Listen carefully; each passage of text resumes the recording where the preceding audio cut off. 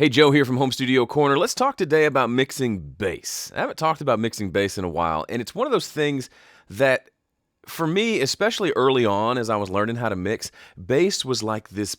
It seemed so simple, but it would just frustrate the crap out of me because it would never sit where I wanted it to sit. Either I couldn't hear the bass, or there was too much bass, or no matter what I did, it sounded muddy, or it disappeared, or there wasn't enough deep low end. There were just all these problems. I never could seem to get it right.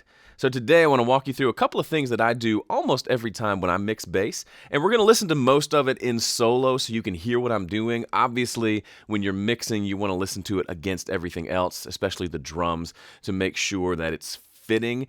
But for this video, I want to focus mostly on bass, okay? All right, so let's dive in. Here is a bass track that I tracked. This is my good buddy / brother-in-law, Joel Bazaire, rocking out on his bass.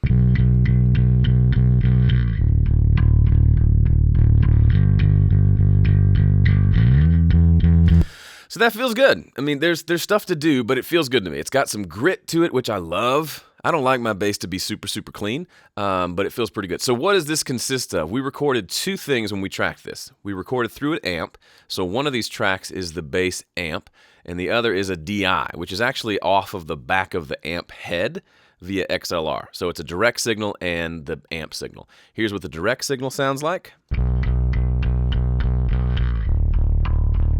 Very buzzy, gives us some of that grit, which I like. You may hear that and say, oh, that's not clean. No, it's actually great. I almost always add grit to the bass if it's too clean. So if there's grit there, if I'm recording it, I always make sure we have some grit because that really helps it cut through the mix.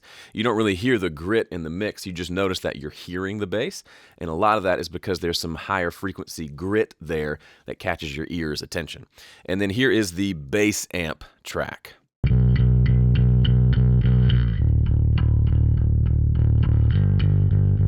So it's got more of our depth and our low end. We could use that by itself and it would work well. But combine the two together, you get some depth, and then you also get some of that crunchiness that's there.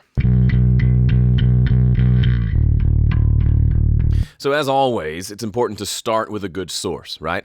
And when you record two sources, it's really important, or two copies of the same source where you're recording, whether it's drums or guitars or anything that you're putting two microphones on or you're capturing two sources, it's important to check the phase. Sometimes they might be fighting against each other. I did already check this. They are currently in phase, and when I flip the phase of one of them, it sounds a lot thinner, so I know that they're right the way they are right now. So what I do in a situation like this, 9 times out of 10, I'm going to bus 99 times out of 100, I'm going to bus both of these basses to a bass bus, which is this red track over here, and I'm going to treat them as one thing. Once I've set the balance between the two, I've got almost equal amounts of both because I like both, and it feels good with both of them together. I'm going to run it through a bass bus, and that's where I'm going to start focusing my attention. So the next thing I'm going to do, the main thing I want to talk about in this video is EQ, because that's the big hairy thing we've got to figure out. I will usually compress bass, but it doesn't make a huge difference to me, especially if it's already got some grit on it. It doesn't do a lot for me. But what I do need to do in almost every bass that I record, even if it's recorded really well and sounds good, it's going to need some EQ. So let's listen to it again and listen critically. What do you hear that you think needs to change with this bass?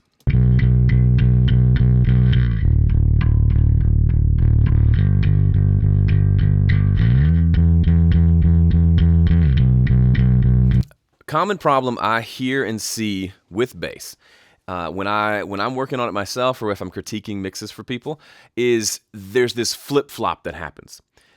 What we want out of the bass is we want it to have a nice deep low end, usually, unless you're going for like that mid-rangey Beatles bass sound. Typically for a rock song like this one, we want the bass to have a nice deep low end.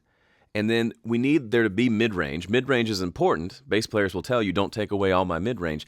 But you don't want the mid-range to be the loudest part. If you think about the way that I teach mixing, I talk about getting the balance right. I talk about balancing the faders and the volumes before you start reaching for EQ.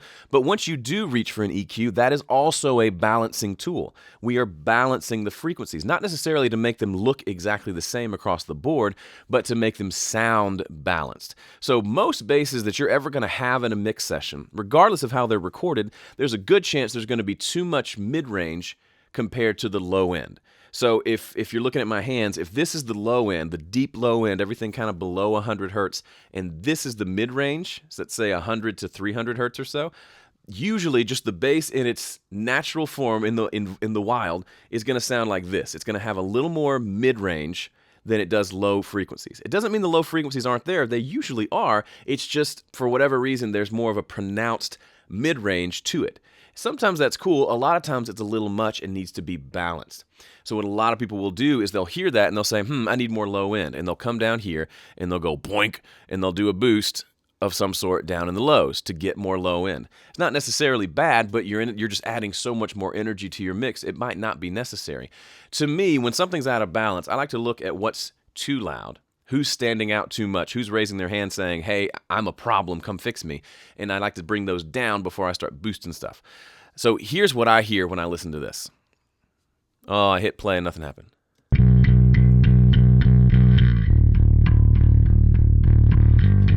I hear mid-range, and the mid-range is masking the deep lows that I want. So if we even look, if I mute it and we just look at this graph here, you can see the biggest, pointiest part is kind of right in here at like 100 and up. And even the graph doesn't really represent what I hear with my ears. I'm hearing a big kind of punch in the mid-range. Let's listen, let's check those frequencies and see what I'm talking about. So I'll sweep this EQ around so you can hear which ones are the problem.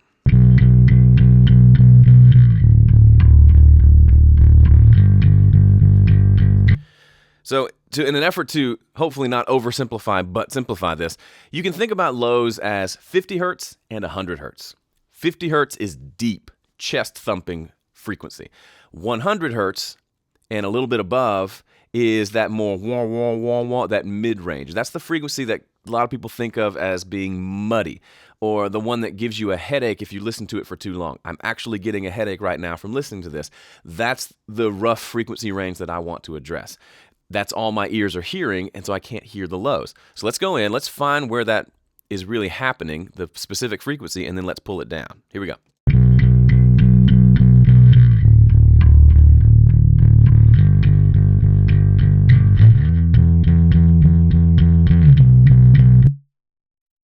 So it looks like right at 140 hertz is where like a lot of that whoa, whoa, whoa, whoa is happening. I just don't like it. It gives me a headache, so I'm going to pull that down.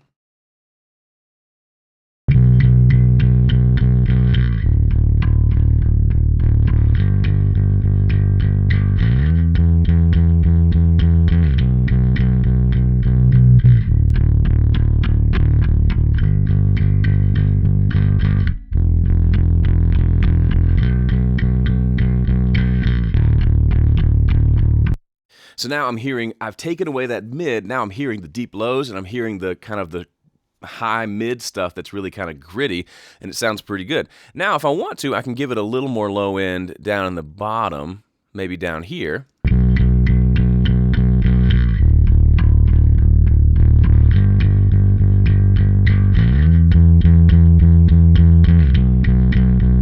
But to me, that feels way better. Let me turn the EQ off and on, and you can hear how it goes from being mid-rangey to being kind of more balanced and full.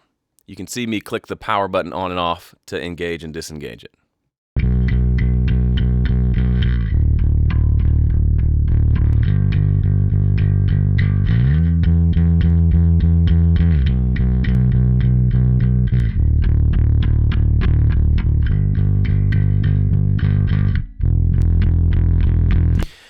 Okay, so this is the part in the video where I say, no, it's not good enough. A lot of people might opt to edit that part out and not include it and say, whoopsie, let's make it look better. I didn't really get it where I wanted to go. Let's go in and mess with the EQ a little bit more.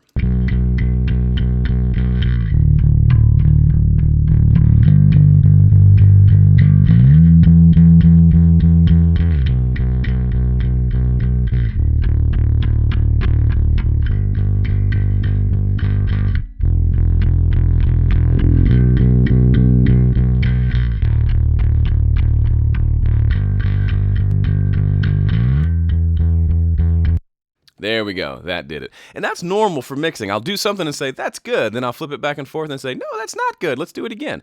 I needed more of a cut in the mid-range, and then I cut a little bit higher up mid-range as well that was kind of boxy sounding. So now it went from sounding like this to sounding like this. It's fairly subtle, but to me, there's like this wah, wah, wah, wah that's not there anymore. That was there before, and I can hear the lows. Let me just flip it back and forth, clicking this button so you can hear the difference.